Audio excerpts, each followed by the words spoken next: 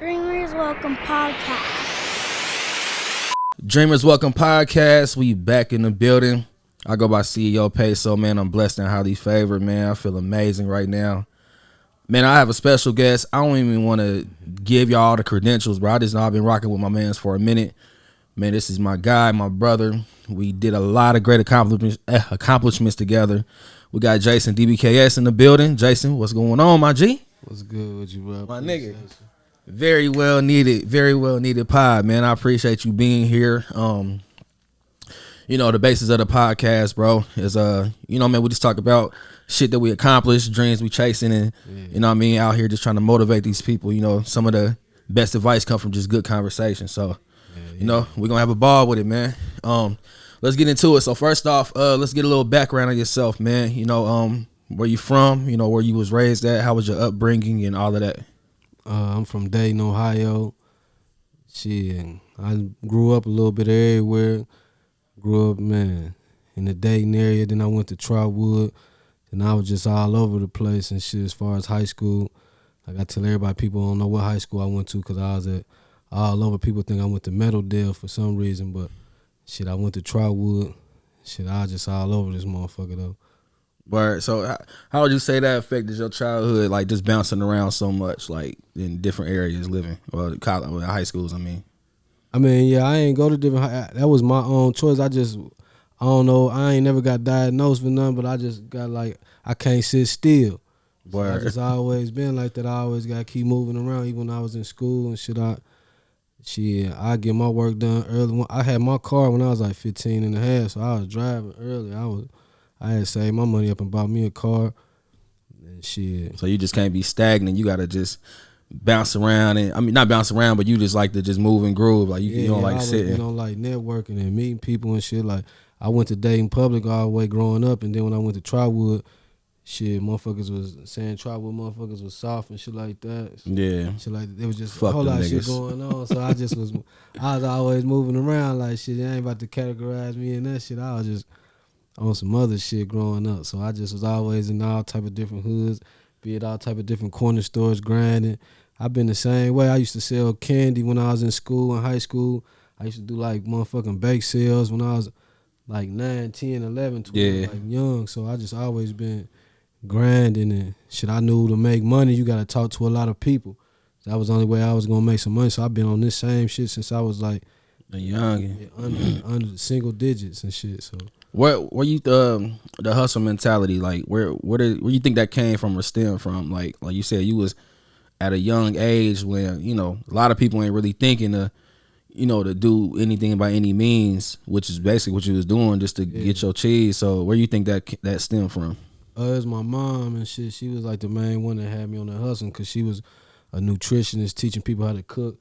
So she used to make a whole lot of cookies and different things like that. And like I said, we started off doing like bake sales. And then my uncle, he got State Farm Insurance. His name Amos Jeffries. He got an office that he had a long time ago. He still got it now, but it was in Westtown.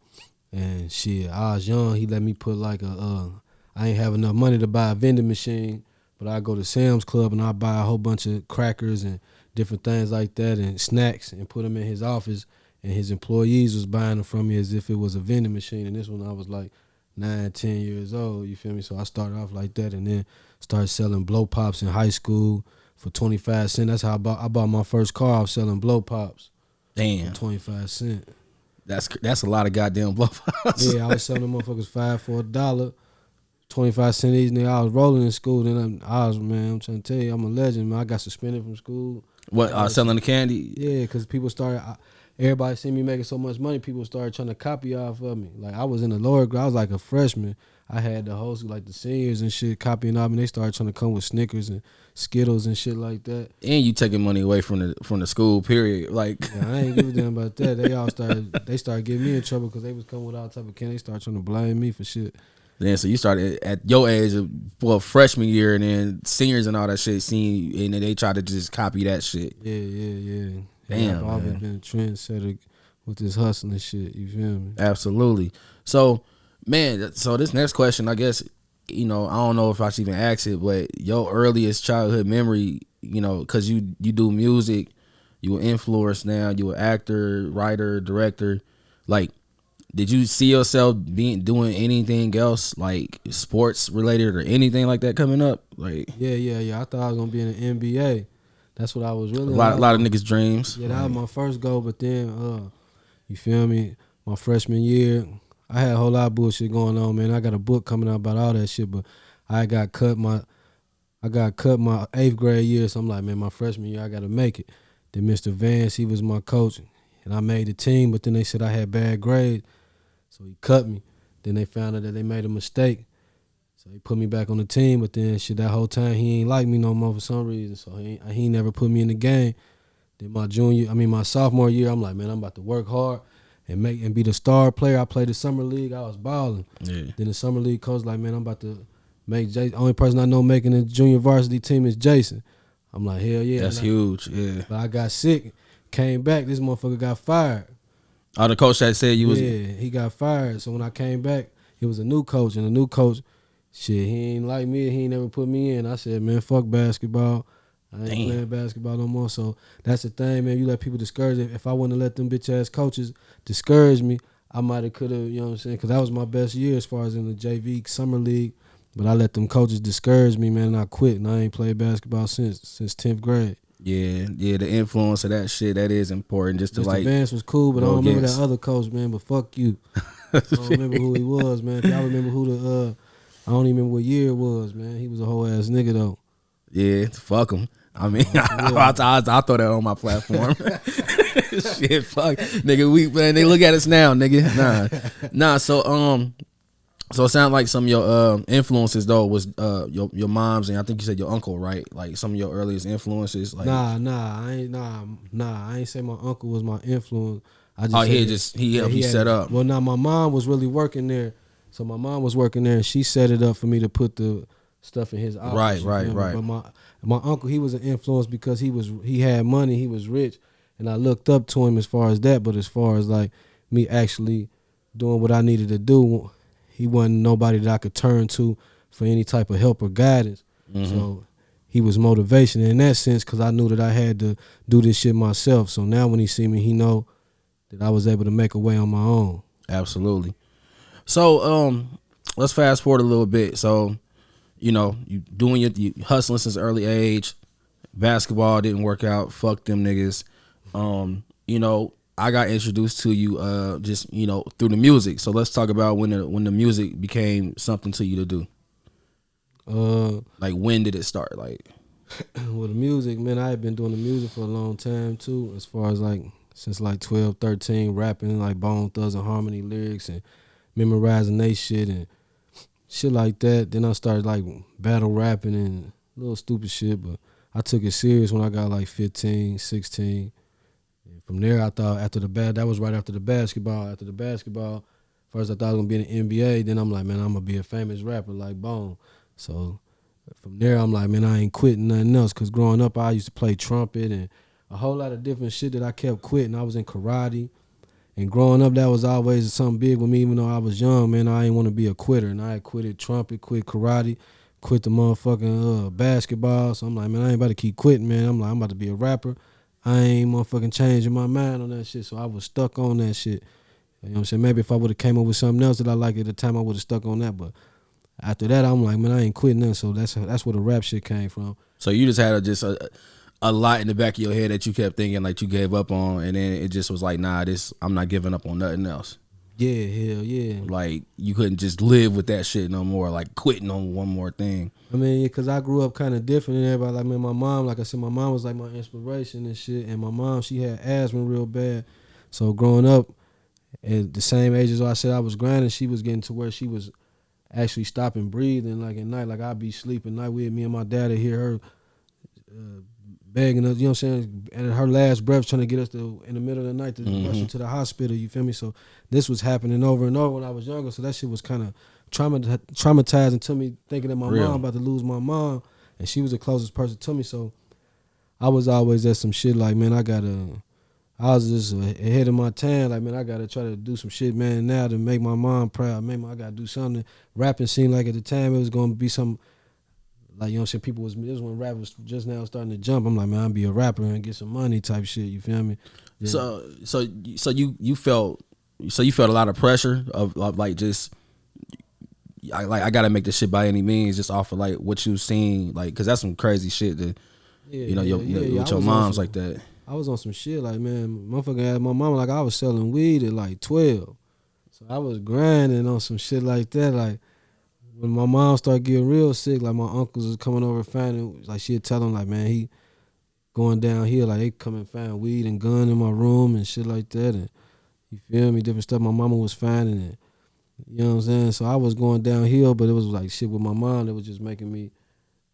I was learning how to handle that shit, so I'm like, man, I just gotta get some money. But it sounded like you was doing it, like just off me knowing you. We was in Trotwood together, but it sounded like you wasn't doing it for like publicity or cool shit. Like just off how you talking, like it sounded like you was taking necessary precautions of like, selling weed at a young age and having a gun and all of that shit. Yeah, cause I was out here in the streets and shit. Cause I ain't had, like, my mama started getting sick when I was younger. Then the main thing, I ain't gonna lie to, now before I started selling weed and all that shit, and my mama started getting real sick, the main thing that changed me, that made me want to start hustling like a motherfucker, was when I was trying to get these Grand Hill shoes, and my mama didn't want to buy me these Grand Hills, and they cost like $125.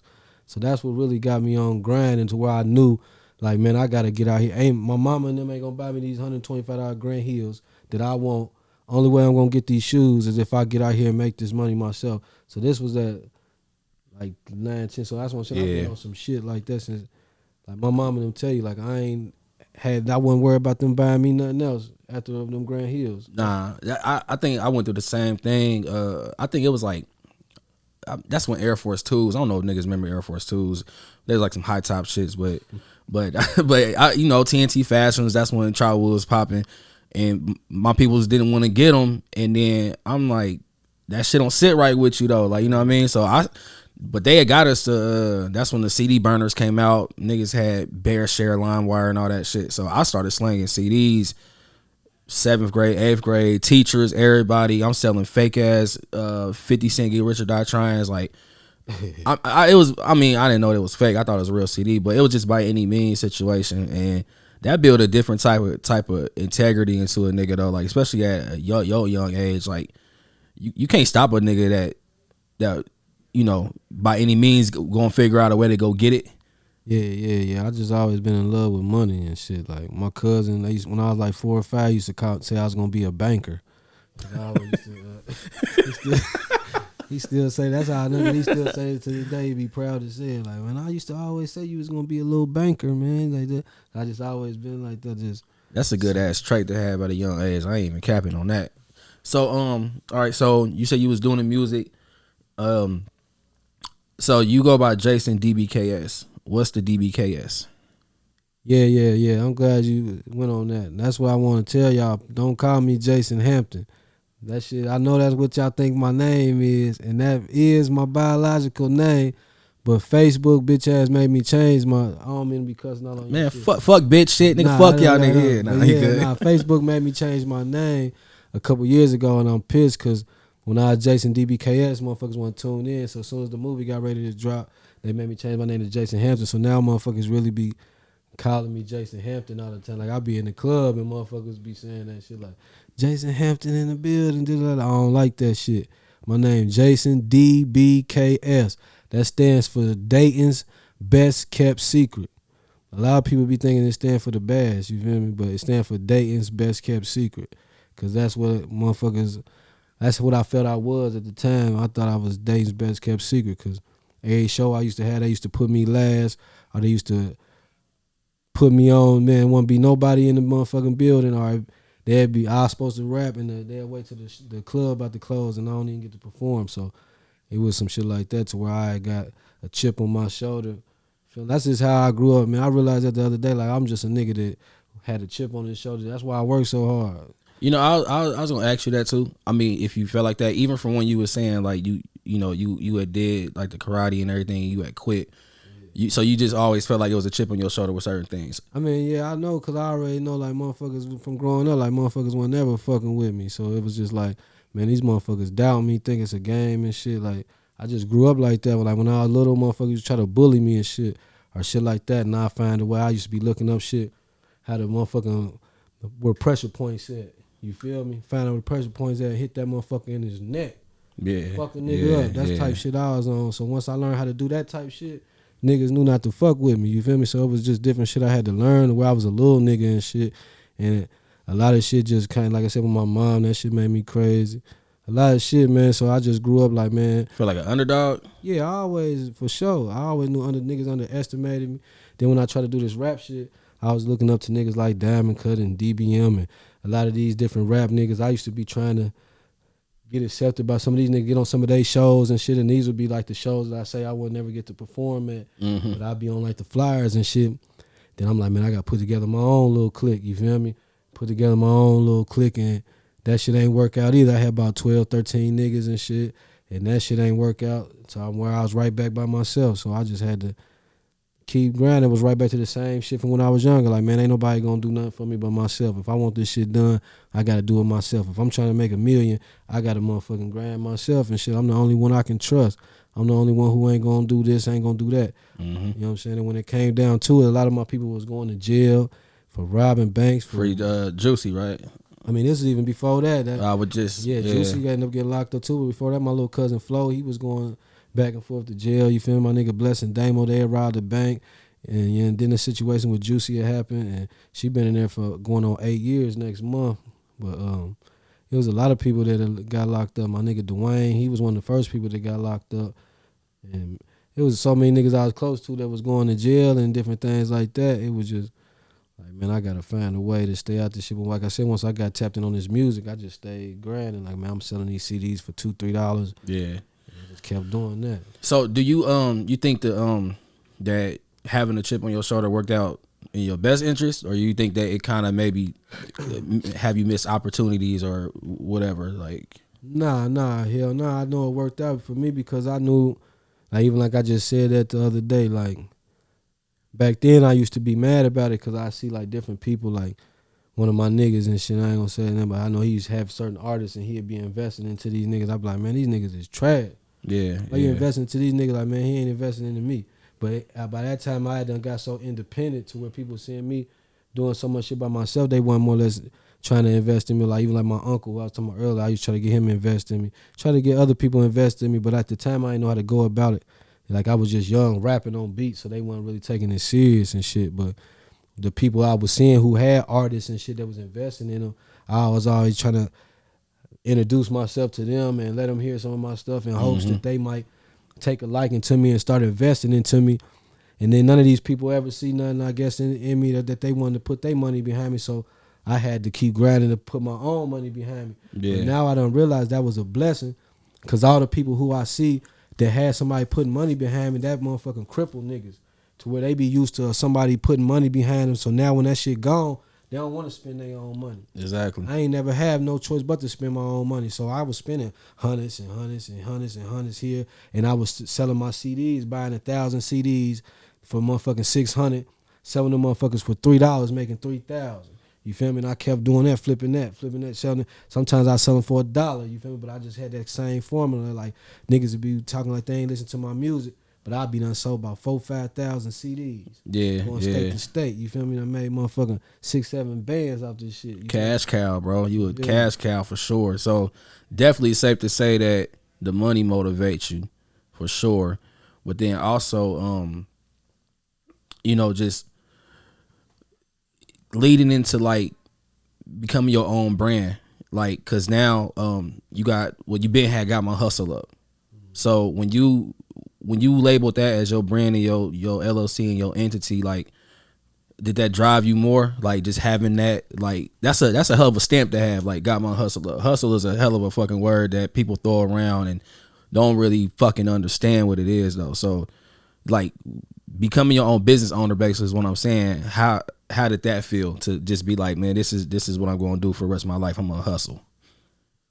Man, you feel me? Like, when I got my hustle up, I was already well established with this business shit. I just was trying to find the right slogan and shit for my brand and shit. Cause at the time my main song that I was doing was called Bitch I'm on the Grind.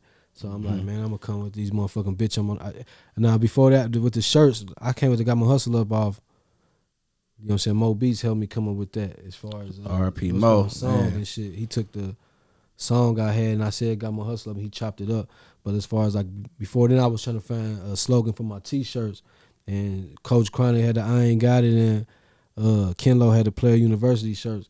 So I'm like, man, I gotta come up with a shirt. But I'm like, man, all my song titles was too explicit. I had the Bitch I'm on the Grind. Then I had another song called Where the Pussy At. Then I had the Fuck Child Support shit back then. This was back 2010, 2011. So I had a lot of shit that was like explicit. I'm like, man, can't no kids wear these. Then like I said, I was at the studio. Mo Beats chopped up the song, and at the end of it said like, got my hustle up, got my hustle up. Every time I come around, I always got my hustle up. So I'm like, then the green light, whatever light, and then fucking You got that epiphany, like, oh shit. I said, that's it right there. Got my hustle up, boy, and this shit. You feel me? I just took that and motherfucking you ran with it, yeah. I'm like, I ain't even remember saying it in the song. It was just, I just rapped it in one of my verses. You feel me? He just chopped one of my verses up. Nah, Mo had that ear of, boy, however that hit him, he heard it in his head to chop it up. Yeah. So man, you be, we ain't even tapped in yet on everything, but you just seem like very confident on like anything you go into, from like I said, the hustling, and you said you started doing t-shirts and everything like that. So your confidence level, what you doing, everything, like you just not afraid to get into like whatever, like far as just getting, I mean, I know you ain't gonna like, I mean, cause you didn't, man, water bottles, all of that shit. So it's just like you willing to sell whatever pretty much. Yeah, everything legal. yeah, but nah, nah. But yeah, I came up out the, I was selling like battery chargers and shit to put, so you ain't gotta get nobody to give you no jump. I was selling shit like that. I was selling purses. I was selling battery charge. You talking about the the thing like just the charger thing. You just hook it up to your battery. You was selling them? Yeah, hell yeah. I was selling them. I was selling motherfucking purses. I had the Coach purses. And shit. Like, man, I used to be slanging them to my moms and different people, all the different ladies and shit. I was selling irons. I was one of the first niggas with the cordless irons in the city. Hitting them with the cordless iron. That's deep. I never even. You can look on YouTube. My first Boss Mag interview was in 2008. I did that. It's on YouTube right now. I was selling the bottles of Parmesan and Pinnacle in 5 Oaks on Delaware. You could come. Shit, this was over 10 years ago, but you could come to my house on Delaware. You can get a bottle of Parmesan, a bottle of Pinnacle, or either one of the bottles, or you can get a blunt. You can get a blunt, a bottle, a cigarello, and a black for $10. What, like the half pint joint? Oh yeah. So $10, nigga. You come get a little half pint, a blunt, a black and cigarette, because I was selling the black and cigarello. So the whole care package. You come right here on Delaware and shit. I forgot what our address, right at the corner of Delaware and Rockford and shit. Right by my nigga WAP spot, nigga. RIP my nigga WAP. This shit facts. And I got, like I said, it's on YouTube where I was talking about the thing when I had the little bottles and shit, but niggas know. Nah, niggas know, they gon' know now. God damn it, that's why we need this platform. So man, you talk that talk. Like I hate to hear the fact that, you know, for your past, you saying that like people just was like with the doubt and all that lame shit. But that shit, I don't know, man. It bring the fuel to the fire in the nigga though, because I had that at a point too, which is why I started trendsetting. Why I just got on my relentless shit with it though, because it do something to you. Like, nigga, I'll be damned if I'm counted out or a nigga gonna think I can't accomplish whatever. So I totally understand it. So all right, so then let's transition now. Like, we doing the music, like you doing the hustling. When did movies hit? When did, like, you know, I don't know, I forgot. No, you started writing Got My Hustle Up really a while ago. And you reached out to me for it, but what sparked you to be like, man, I want to act and I want to screenwrite and everything and do that? Well, really, like with the movies and shit, like I had been on that shit too and shit, cause I've been ahead of my time and shit, man. Like I had my daughter when I was 17, like as soon as I turned 17. So I had always been like, when I doing the music and shit, I was writing little shit. My mom had me doing like plays and shit. Like I started up doing like screenplays. My mom was doing stuff like that, putting together plays. So. And I was starring in them plays when I was little and shit. Like, and she'd do like stuff at this place called Daybreak. Oh yeah. Yeah, like, 'cause my mom was a nutritionist, so she worked with like a lot of ladies that was on drugs and different things like that, and doing different. I'd go to all these different places and I'd be like acting and doing like little plays and shit. What age was this though? This was like young and shit. I used to do like the Easter plays at churches and shit. Like I was doing this shit Okay. all the way up. Like even like since Got My Hustle Up, man, my mama still was doing. I was doing like shit called the Prodigal Son. Like people who know me, I've been doing this shit like recently. I never knew that. Yeah. I still like play like Jesus on Easter, like the Easter. Yeah. I be Jesus. Or like I said, I did this shit called the Prodigal Son, to where I act in church and shit, like play the whole role and all that shit. My mama made me do it because she knew I used to do it back then. So now. So you developed a passion for it already from just doing it way back when you was young, and then stage fright, just got used to it. Yeah, because it really was like when I was doing the music, I was doing all my music videos was having like storylines to them and stuff like that. And then I did my first movie 2010 called Mind on My Money. I shot it and edited everything with Windows Movie Maker. So I started doing that, but then that's when I seen I could do that. That was a Busy Bone, right? Nah, this was before that. But I was the Busy Bone was my first movie I was supposed to do with Hood Boss Mad. Yeah. And that happened. My bad, I'm jumping around. I was doing all that shit around the same time. Yeah. Everything around the same time. That's why I did that by myself, the Mind on My Money. And then like I said, I started filming Mind on My Money. And that was 2010. Then that same year I did the song with Busy Bone. I'm like, man, I gotta do the video and shit. We started putting that together. 2011 came. I hadn't finished my movie, Mind on My Money, so I'm like, man, let me finish that. So I finished that 2011. Then my dude Hood, his brother had passed away, and he ended up losing the Busy Bone footage to the short film. Yeah, so okay. Like, even like I said on another thing, I used to have nightmares about that. I used to have nightmares about that Busy Bone movie and shit. Cause that was my thing. That was when I first started, feeling like I was about to make it with this music, and I put my first big investments into paying Busy and bringing him down here, paying for the shit. So then my dad was in California. I was always trying to make my parents proud of me. I had been grinding in school. I had never went to summer school until my senior year. I ain't graduate. Cause I got in trouble my senior year. I was trying to grind. So when I did that Busy Bone shit, I'm like, man, I'm about to finally blow. Then that nigga lost the footage, and that shit ain't never come out. So my dad always just come like, man, what's up with that Busy Bone? I'm like, man, that shit coming, and that shit ain't never come. Then I was in like 2 or 3 other movies I'll be posting on Facebook. My dad would be kind of like, man, what's up with that movie? I'm like, man, you feel me? Some shit fall through. So then when I started working on Got My Hustle Up, and I posted with Michael Blackson, we finally started working on that like 2016. Yeah. Then nobody think that was coming out. Yeah. But by that year, man, my dad, he just motherfucking, that nigga, he ain't even, never even start asking about Got My Hustle Up, man. He just, it's like that nigga, he wasn't even, I think he had gave up too. Like he didn't think that shit was coming out.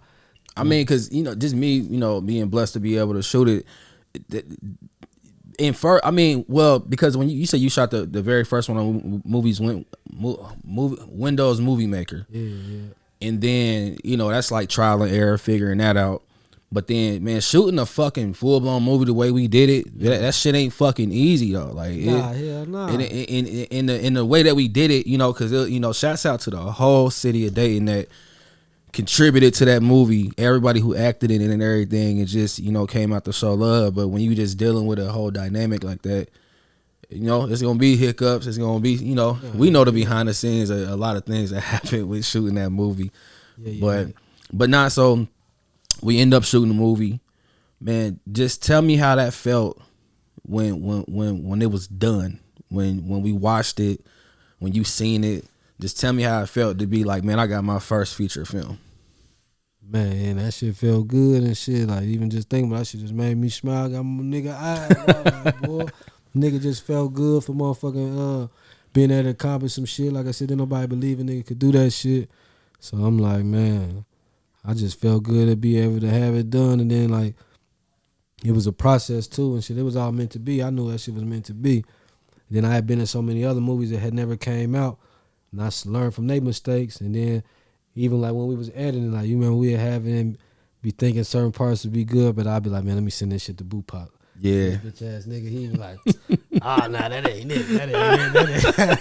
Every time Bupac went out, like I know I could, but his input was helping. That shit was what helped me get that motherfucker, because that was what I needed, to where some of that shit I would have left certain ways and shit, but I had Boo to where I know he was like every, like just how we looking at it, like, man, we doing it and shit like that, but Boo was like the person like that was closer to like the person on the audience, you know what I'm saying? Yeah, like the consumer's eye. How they was gonna be looking at that shit. So I knew when I was gonna get to him, that nigga wasn't gonna lie about nothing. Even, but at the time, he started thinking in it, overthinking stuff too, because he was thinking he wasn't funny and shit at the right when that shit got done. Nah. Man, he seen everybody love this part, so. Nah, and I gotta tell you too, bro. Like I remember the first day we met up at when Grant was a hospital over there that they tore down. Damn, right? Good Samaritan. Yeah, Good Sam. We met over there when my grandma was there, and then we didn't get to even start the movie until like a year or two later. Yeah. You was still working on the script. I was bouncing around, but bro, you really was on me, like, bro, like when you said you had the vision, you want me to shoot it, man. I appreciate you for like forcing me, because I'm like, nigga, I wasn't even thinking about shooting no fucking movies, but you like, bro, I just know you can do it. So I'm super appreciative to even be a part of that history though, man. And I just remember just the process of shooting everything. I fucked my camera up shooting the one scene, and that shit was crazy. Yeah. But just the late nights that we had, bro, that shit brought a lot out in me that I didn't know I could do. And even with the editing process, like, it's totally different from a fucking music video, especially when that shit we was over 2 hours and had to condense that shit down though. Yeah. But yeah, then you did the Victoria Theater. Yeah. How was that? How did that feel? Yeah. It's just so many different feelings you can have from Miss Dunn to the way you presented it to us, man. Like, yeah, it was a good feeling, man. That's why I be trying to tell people, like, man, don't ever overthink shit, man. You just gotta go for that shit, because shit, I remember, I had been trying to tell you we was gonna do this shit, and then, but it was just so much stuff going on. And I remember I had met Michael Blackson somewhere. I'm like, I took a picture and hold my shirt. I'm like, man, I'm gonna get him in my movie. I had seen Gravy out of town. I'm like, man, I'm gonna get him in my movie. This, that, and the other. But like the Victoria Theater shit, I ain't really, like, before we started filming, the first person I called was the Neon. Before I even started working on the movie and shit, first thing I did was call the Neon Theater just to see how much they charge just to do a premiere there. Yeah. Because I was just, this was before I worked on everything, because that's all I wanted to know, if it was affordable for me to be, if I did have a movie, how much was it going to cost me to show it at the Neon, because that's what was my goal. The biggest thing I was trying to do was show that shit to Neon. Yeah. That was my goal of the movie thing. But why the Neon specifically though? I mean, just because at the time, because before then, I was always looking up to like niggas in the city. Like, I remember Chaos Community Survey, and them niggas had did a the red carpet and all that. Yep. I didn't even go to that shit, but I just remember niggas telling me, and I remember I could tell you for years, like, man, we gonna do this movie then. So that was the only thing that I had to compare it to where I'm like, man, I'm gonna make sure I'm gonna do me a movie and show my shit at the Neon. You feel me? Yeah. The Chaos and them niggas was the biggest shit in the city. I'm like, man, these niggas rich. Now let me see how much these niggas paid for the Neon.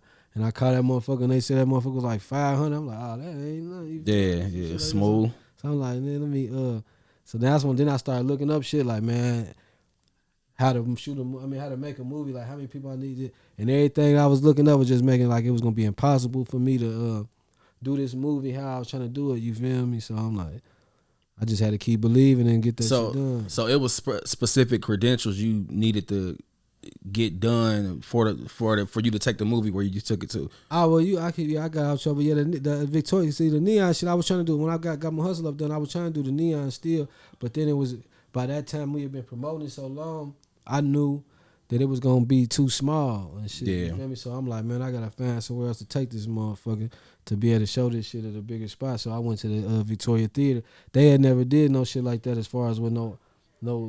They probably work with black people, but nobody like myself or what I was trying to do in the city. So I was able to get the lady to understand what I was trying to do, and they believed in the process. They said I had to come up with a deposit, and they told me the price. I don't think they really thought I was gonna come up with the price with the money. I came up with the money. Then I said I had to get like a insurance policy, and they said it had to be like a $2 million. It was like a 2-3. Oh, it was some crazy shit. They said I need like a $2-4 million insurance policy. Damn, people to never know that. That's what I'm saying. So when they say, that's why I'm telling this on this podcast. So I'm telling you, don't ever overthink shit and just be thinking shit impossible. So they telling me this. At this time, now I'll be looking like, man, they trying to just tell me whatever just to kind of discourage me. But they told me that I ain't. When you hear that, you like, man, how am I gonna come up with a $4 million insurance policy and shit? How much that cost? Yeah. But that shit only cost me about like $300 or something, or $200. but it just sounds so astronomical. Yeah, that's and what I'm saying. Like I didn't know how I was gonna do it. I ended up hitting up I think Dollar Bill's wife, Marcy and shit. She ended up getting me together with somebody, and I was able to get that. Got all that shit squared away. They like, shit, all right, you gotta sell the tickets yourself. So I'm like, all right, I got out here. Easy money. Easy money. Shit, little do they know you been doing this selling shit. Yeah. So it was just same shit, man. I had to pull it off, and it was just I had to do everything, man. Like I set it up with the red carpet. It was, man. Next time I'm gonna have some help as far as setting up everything. It was a crazy day, as far as but they can't. So fast. They can't take that away from you though. Like just from on the outside looking in, like just hearing all of that shit, and then all the process you got to do is really just, man. I remember you said it, but you raised the bar like Mo. Like no matter what, if you're gonna be getting into another bracket of success, and it's gonna take another different type of grind, and that's all I'm hearing from this shit is like you just level that shit all the way up. Yeah. But so I want to double back real quick. Man, like you really for the community. You really like for the city, bro. You really like put that shit on your back a lot as far as like the things that you started to do, like, you know, with I don't want to mess the name. It got my hustle up weekend, and you know, doing the things that like at the Neon, like everything is just city based, man. You do a lot of I mean, if you want me saying, like you do a lot of promoting, man. You do a lot of like just active shit when, you know, when shows come around, like. You well rounded, bro, but you put a lot back into the city. Like, why is that? I mean, that all shit go back to my mom and shit, man. When I was little, my mom, she was doing like the stuff at the daybreak and stuff, like I said, and then like different ladies she would take a liking to, and she'd be helping their family and stuff, like with the kids. The moms would be on drugs and different things, and she'd get to helping the kids and the family to where on Christmas she buying them gifts, and on Christmas we'd have a whole nother pile of gifts that was just for people that wasn't even our family, you feel me, that my mom was just doing for people. Then she had started a non-profit organization called Adopt a Family, and this was a long time ago. And she was always just doing it, always just trying to help people. So I was just always saying, she was doing this when she was sick, like all this same time when I was saying she was sick and going through real bad asthma, she was still trying to help people. So that was what made me, even like when I was going crazy, that's what kept me going cool. I'm like, man, my mom be going through it and shit, and she still be positive and still trying to help people. So that's what had me doing that there. So when I got to where I was able to do stuff, I mean, I was just always doing that shit, like doing turkey giveaways. I've been doing turkey giveaways for probably like 7-8 years now. But like now I'm a little more known, so people pay more attention to it.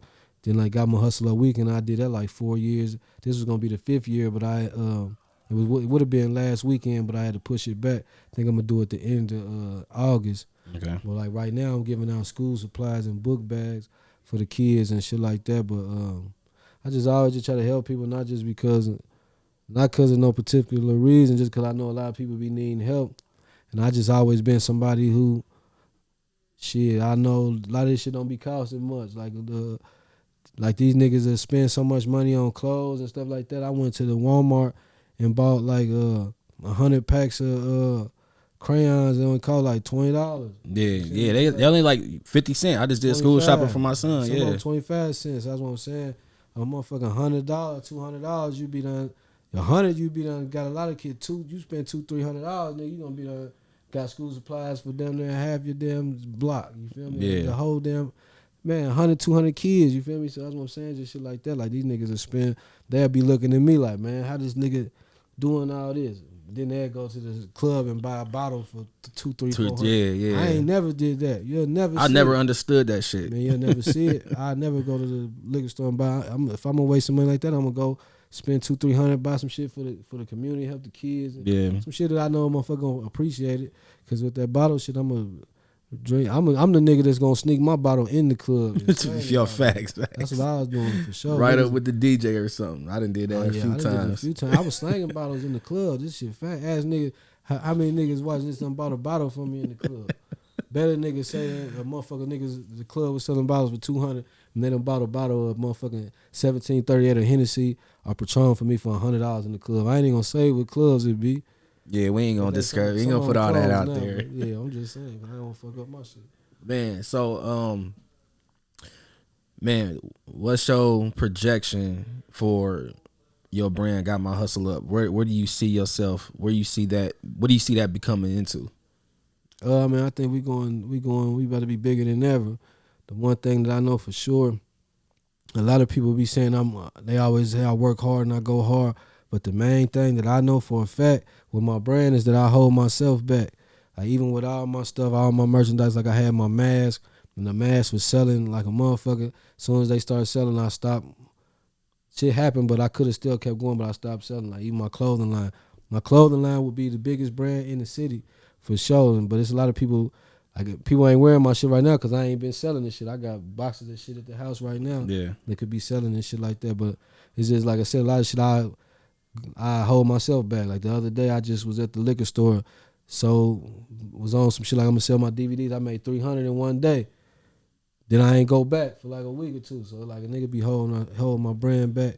So like that's why I work so hard because I'm always able to look at myself and critique myself and know that I'm holding myself back. So right now I'm getting everything organized with my clothing line so I'll be able to sell clothes every day. Yeah. Sell movies every day. You know what I'm saying? Do a little, get everything, all my products, get everything mastered. I also got my own hand sanitizer that people forget that I have because I haven't been marketing it like that. It was Hustle Hands. Yeah, Hustle Hand Sanitizer. So I'm about to come nationwide with the Hustle Hand Sanitizer. I've been working on my pitch to these stores and shit with this shit with Walmart, this little fucking, I forgot what the little site is and shit, but I had to go through a certain little thing to try to get my Third party joint. Yeah, so that's what I'm working on, man. Trying to get all my brands and shit together so I can get everything polished up and get my clothing in stores and everything that I seen work. Like once I see something work, it'd be like move to something else and shit.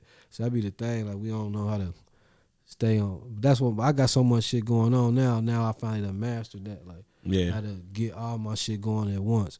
But that was my problem at first. I was just And you doing all this by yourself. everything. Everything. I'm funding everything, writing all the scripts, finding all the locations and shit, casting all the people, hitting up all the managers and shit, going state to state by myself. I just came back from Detroit, grinding out there, doing all the footwork, hanging up the posters and shit, you feel me? All that. But I like doing that shit. I love doing that type shit. Every day, I wake up every day, I ride around the city a day. That's Right man, around this motherfucking circus. bro. You fucking deserve it, bro. Like I said, nigga, your hats is creative director, manager, director, designer, influencer.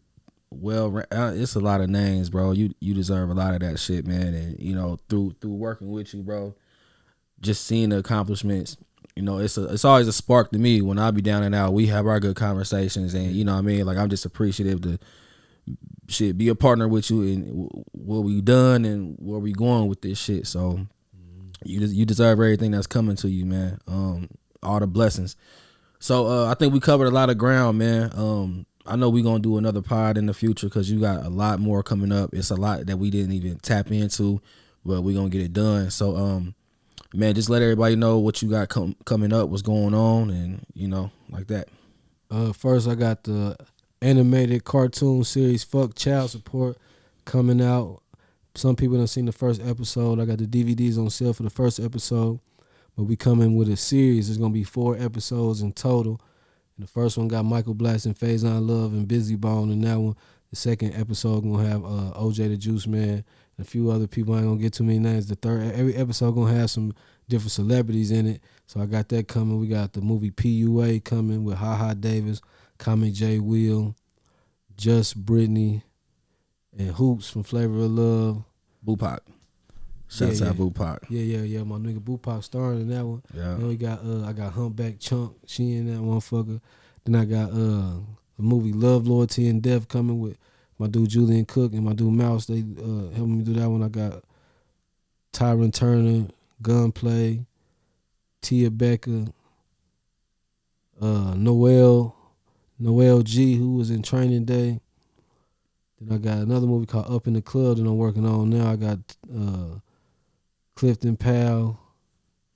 Man, I got a lot more. I'm trying to remember all these names. I don't want to forget nobody, but just know a nigga got a lot of shit coming up, man. We gonna motherfucking got my hustle up too coming soon too. We gonna have that shit cooking in the works, man. Everything coming soon, man. Stay tuned. It's going down. The clothing line shit coming. Everything, man. And my book coming. My book called 100 No's, 1 Yes. I'm about to get ready to release my books. That's and then nice. Add Arthur to that. You feel me? Absolutely.